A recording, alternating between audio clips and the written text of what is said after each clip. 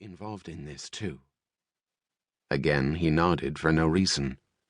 On the commons, another boy had been thrown from the ring, leaving only two to battle for the blonde's potential favors. He turned his attention to the touch football game and watched a pass float slowly through the humid air. A bare-chested boy extended his hands. The ball spiraled toward him, bounced off his fingertips, and landed on the ground. Sinclair concentrated on the game, feeling the boy's disappointment, trying his best to ignore the power she wielded over his mind. His eyes inadvertently shifted back to the blonde. A winner had been chosen. With downturned eyes, the runner-up stood and sulked off. "Will you please turn around and face me?" A smile played on his lips, but he was not foolish enough to turn around, to expose himself to her devastating weapons, to allow her to cast her sensual spell over him. He looked down at the young man who had captured the blonde. Even from his window on the second floor, he could see the hunger in the boy's wide eyes as he moved in to claim his hard-sought prey. The boy kissed her. His hands began to wander. To the victor go the spoils. He diverted his attention toward the library, feeling as though he were invading the young couple's privacy now that their relationship was getting somewhat physical. He put a cigarette in his mouth. "Get out." "What?" "Get out.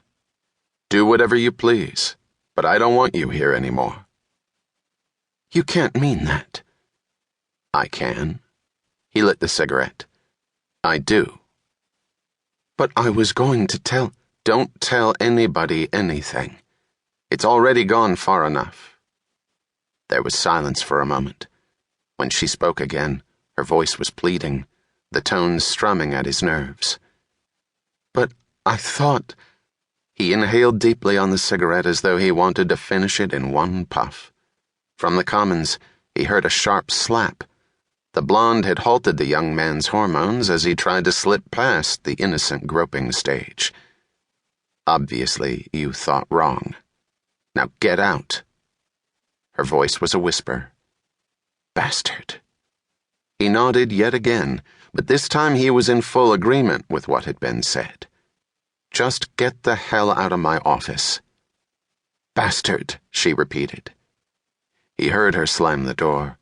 Her high heels echoed against the wooden floor as the most beautiful woman he had ever known headed out of the ivy-covered building. He stared out the window at nothing in particular. His vision unfocused, and his world became a blurry mass of green grass and brick buildings, his mind racing with a series of what-ifs. Her face swam in front of his eyes.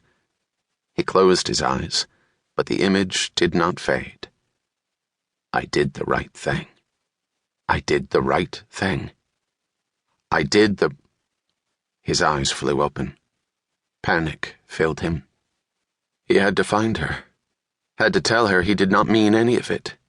He was about to swivel his chair, turn and run for her when he felt something metallic push against the back of his head. A coldness rippled through him. Bastard. The gunshot shattered the still air. Chapter 1, June 17th, 1989. Laura opened the window and felt the gentle tropical breeze refresh her naked body. She closed her eyes as the palm trees' cool wind made her skin tingle. The muscles in her legs still quaked. She turned back toward the bed and smiled at David, the man who had put her legs in this precarious position. "Good morning, Mr. Baskin." "Morning," David repeated. He glanced at the clock on the night table, the day silent except for the crashing of the waves outside the window. "It's well into the afternoon, Mrs. Baskin. We've spent almost the entire day in bed." "Are you complaining?" "Certainly not, Mrs. B." "Then you won't mind a little more exercise." "What have you got in mind?" "How about a swim?" "I'm spent," he said, sprawling back against the pillows. "I couldn't move if the bed was on fire." Laura smiled seductively. "Good."